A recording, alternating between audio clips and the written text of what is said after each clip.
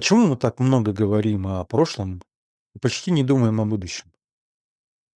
Здравствуйте, меня зовут Владимир Вершинский. И сразу хочу предупредить, что это мой творческий псевдоним, под которым я пишу свои художественные произведения. Да, я очередной писатель, коих сегодня и в благосфере, и вообще в интернете развелось великое множество. Но если быть откровенным, на этом канале мне бы хотелось говорить не о писательском искусстве, а о том, каким станет мир, в котором нам предстоит жить. Что произойдет с человеком, государством, экономикой и обществом в ближайшие десятилетия? И способен ли человек управлять своим будущим, которое создает собственными руками?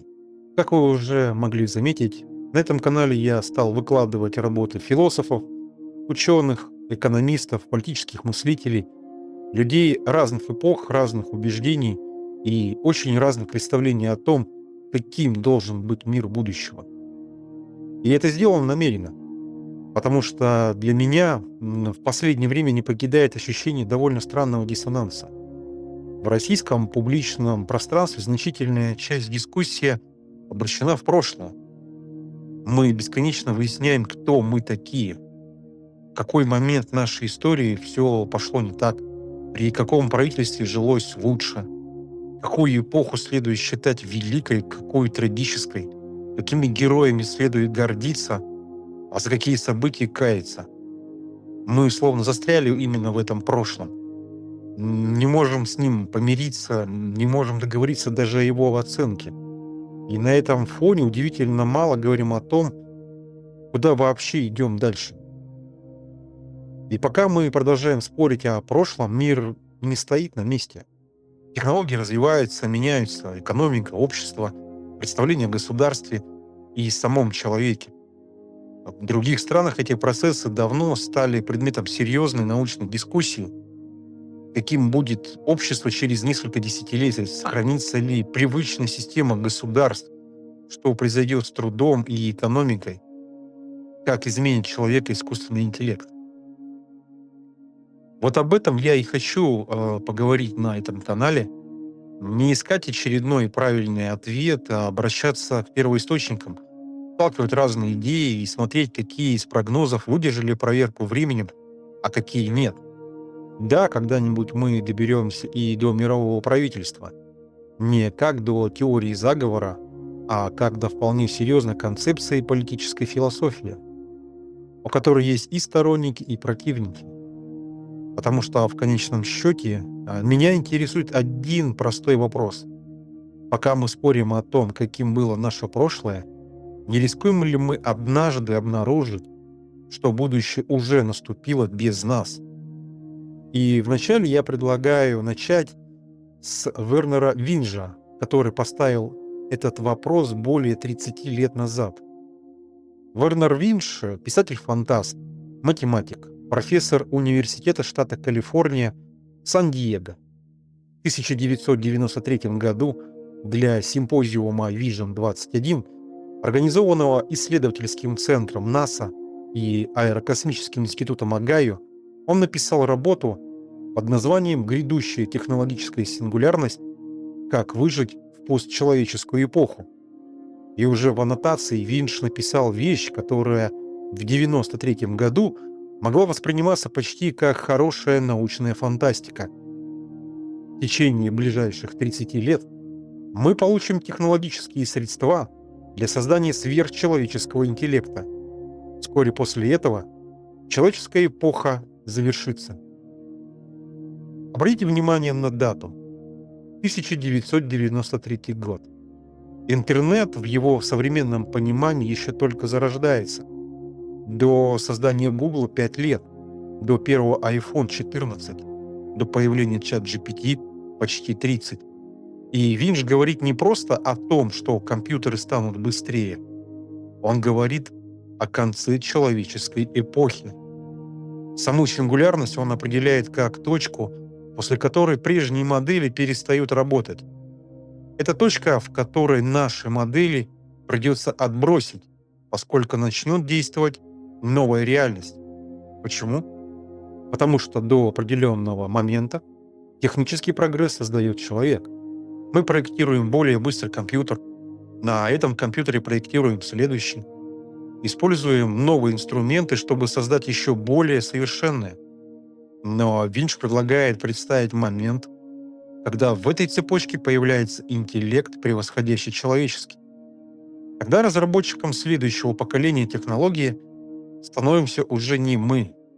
Система, превосходящая человека, создает систему, превосходящую ее саму. А следующее. И скорость изменений начинает определяться уже не скоростью человеческой мысли. Еще раньше математик Ирвинг Джон Гуд назвал этот процесс взрывом интеллекта. Винч приводит его знаменитую мысль. Первая сверхразумная машина станет последним изобретением, которое человеку когда-либо потребуется сделать. Разумеется, при одном довольно существенном условии: мы сумеем сохранить над ней контроль.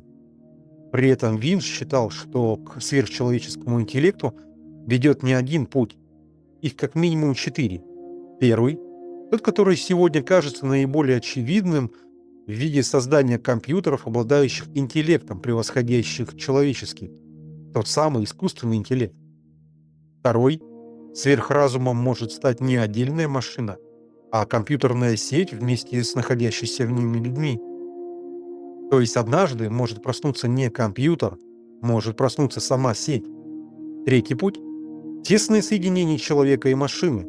Интерфейсы могут настолько расширить наши интеллектуальные возможности, что человек, подключенный к системе, уже сам станет обладателем сверхчеловеческого интеллекта. И четвертый путь — биология. Искусственное усиление самого человеческого мозга. Однако нужно признать, что мы еще не достигли сингулярности в том смысле, который вкладывал в нее Винч.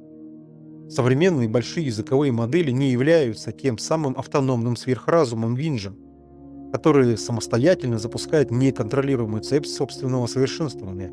Но и просто отмахнуться от его прогноза сегодня уже значительно сложнее, чем 10 лет назад. Винч написал, что он удивится, если сверхчеловеческий интеллект появится раньше 2005 года или позже 2030. Сегодня 2026 год, и до верхней границы его прогноза осталось меньше 4 лет. И вот теперь действительно становится интересно. В ежегодном Stanford iIndex 2026 говорится, что развитие возможностей искусственного интеллекта не выходит на плато, оно продолжает ускоряться. Некоторые ведущие модели уже достигают или превосходят человеческие показатели в отдельных тестах уровня сложных научных задач, мультимодальных рассуждений и соревновательной математики. А искусственный интеллект, по данным опросов, использовали уже 88% компаний. Это, конечно, еще не сверхразум, но 33 года назад Винч писал о мире, в котором интеллектуальная деятельность человека начнет все активнее передаваться машине.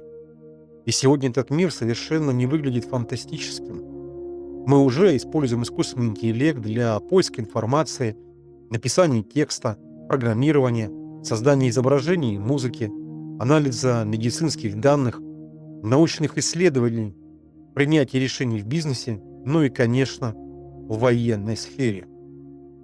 Так, Международный комитет Красного Креста в 2026 году пишет, что автономные системы вооружений уже существуют и распространяются, а искусственный интеллект все активнее интегрируется в процессы обнаружения, выбора и поражения целей.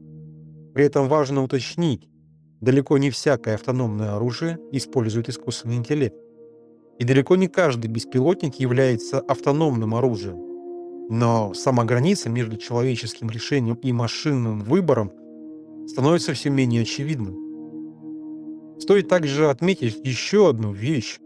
Винч практически не верил в возможность просто остановить этот процесс запретом, потому что государство, отказавшееся от более совершенных технологий, рискует обнаружить, что другое государство отказываться не собирается.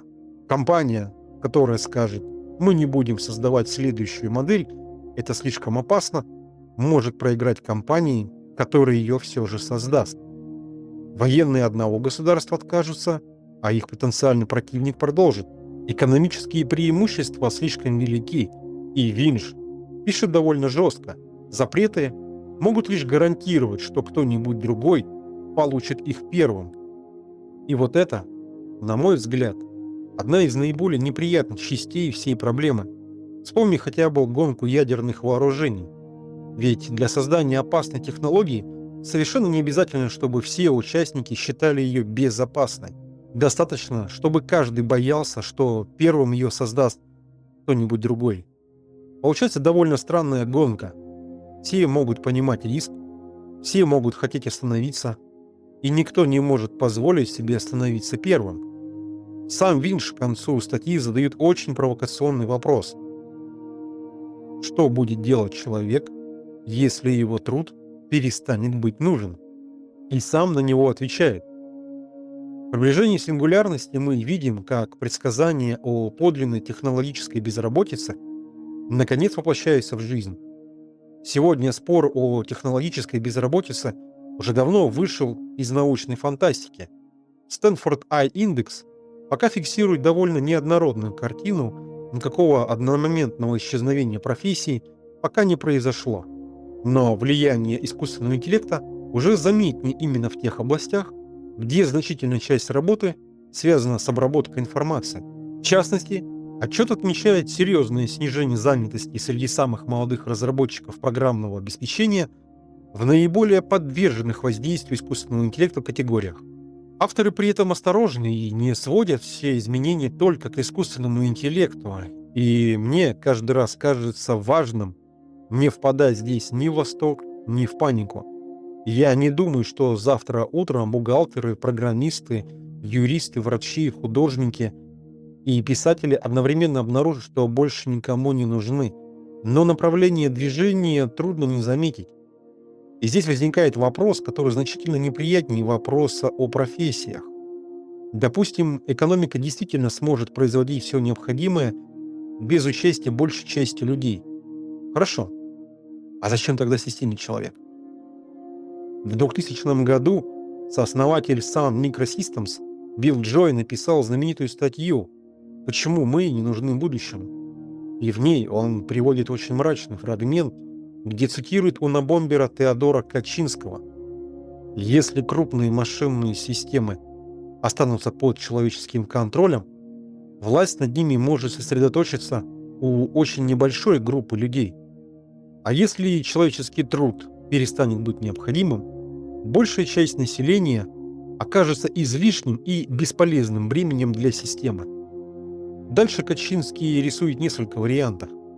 Если элита будет безжалостной, она может попросту решить истребить основную часть человечества. Если же она окажется гуманной, то с помощью пропаганды или иных психологических либо биологических методов сможет снижать рождаемость до тех пор, пока массы не вымрут, оставив мир элите. Или, если элита будет состоять из мягкосердечных либералов, она может решить сыграть роль добрых пастырей для остального человечества. Она позаботится о том, чтобы физические потребности каждого были удовлетворены, чтобы всех детей растили в психологически здоровых условиях, чтобы у каждого было полезное увлечение, заполняющего его времени, а всякий недовольный проходил лечение от своей проблемы. Разумеется, жизнь будет настолько лишена смысла, что людей придется биологически или психологически модифицировать, либо устранять их потребность в обретении власти над собственной жизнью, либо заставлять их сублимировать стремление к власти в каком-нибудь безобидном увлечении.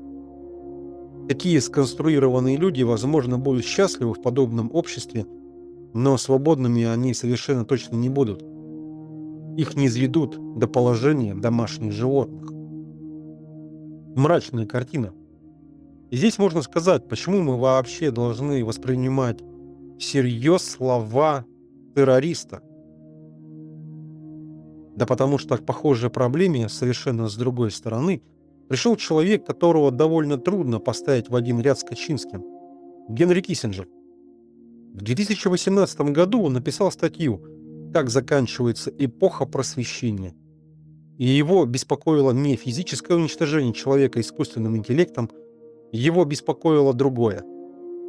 Мы можем постепенно передать машину не только работу, но и сам процесс мышления. Киссинджер пишет, что в мире, где алгоритм выдает готовый ответ быстрее, чем человек способен сформулировать вопрос, мы рискуем потерять способность, составлявшую саму сущность человеческого познания. Он формулирует это еще короче. Информация угрожает подавить мудрость. И вот этот сценарий лично мне кажется даже интереснее восстания машин. Потому что для него машине вообще не требуется захватывать власть. Мы можем отдать ее сами, добровольно. Потому что так удобно. Зачем изучать вопрос, если можно спросить? Зачем искать источник? Зачем сомневаться? Зачем тратить несколько часов на размышления, если система за несколько секунд выдает прекрасно оформленный ответ? Я, к слову, вовсе не считаю искусственный интеллект злом, я и сам им пользуюсь, и было бы довольно лицемерно записывать ролик о технологических рисках, пользуясь технологиями, а затем изображать из себя последнего защитника человечества от компьютеров. Искусственный интеллект дает потрясающие возможности в науке, медицине, образовании, творчестве, да и вообще в повседневной жизни.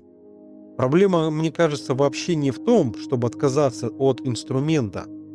Проблема начинается тогда, когда инструмент постепенно освобождает нас от необходимости делать то, ради чего этот инструмент когда-то создавался.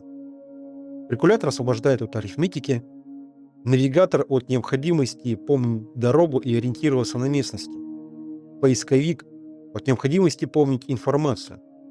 Искусственный интеллект потенциально способен избавить нас уже от необходимости самим формулировать текст, создавать изображения, программировать, анализировать данные и даже принимать решения. На каждом отдельном этапе это удобно. Но если пройти всю цепочку до конца, что останется делать человеку? И вот здесь мы снова возвращаемся к Винджи.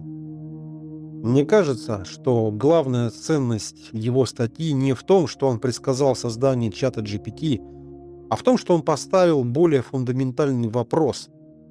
Что произойдет в тот момент, когда развитие человеческой цивилизации перестанет полностью зависеть от человеческого интеллекта? И на этот вопрос у нас по-прежнему нет ответа. Более того, в самой статье Винджи есть одна мысль, которую легко пропустить на фоне всех разговоров о конце человеческой эпохи. Он сравнивал сингулярность с лавиной, которую уже нельзя остановить, когда она идет. Но начинается она с небольшого движения. И Виндж пишет: и все же, начало процессу даем именно мы. Вот эта фраза, пожалуй, мне нравится во всей статье больше всех остальных. Потому что она возвращает человеку ответственность. Возможно, Виндж ошибся со сроками. До 2030 года осталось совсем немного времени, а сверхчеловеческого разума в его понимании мы пока не создали. Возможно, ошиблась сама идея сингулярности.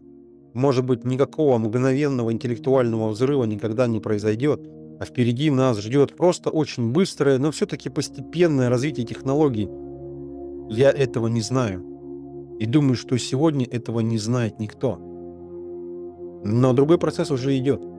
Мы все чаще передаем машинам то, что еще недавно считали исключительно человеческой территорией. И поэтому мне кажется, что главный вопрос сегодня звучит несколько иначе, чем у Винджа.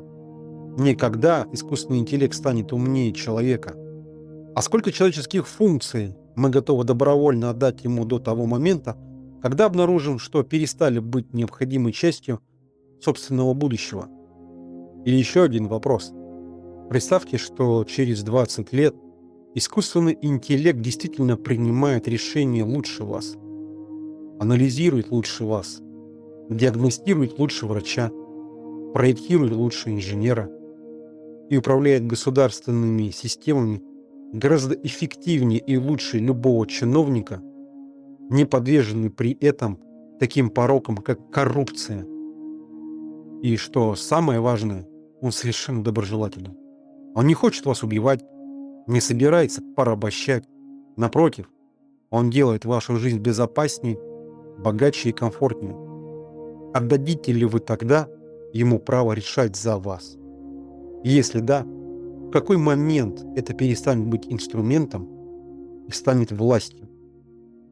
Мне действительно интересно, где каждый из вас провел бы эту границу. Потому что, возможно, сингулярность начнется вовсе не тогда, когда машина впервые скажет человеку «я больше тебе не подчиняюсь». Возможно, начнется тогда, когда сам человек впервые ответит машине «решай сама, ты все равно знаешь лучше меня».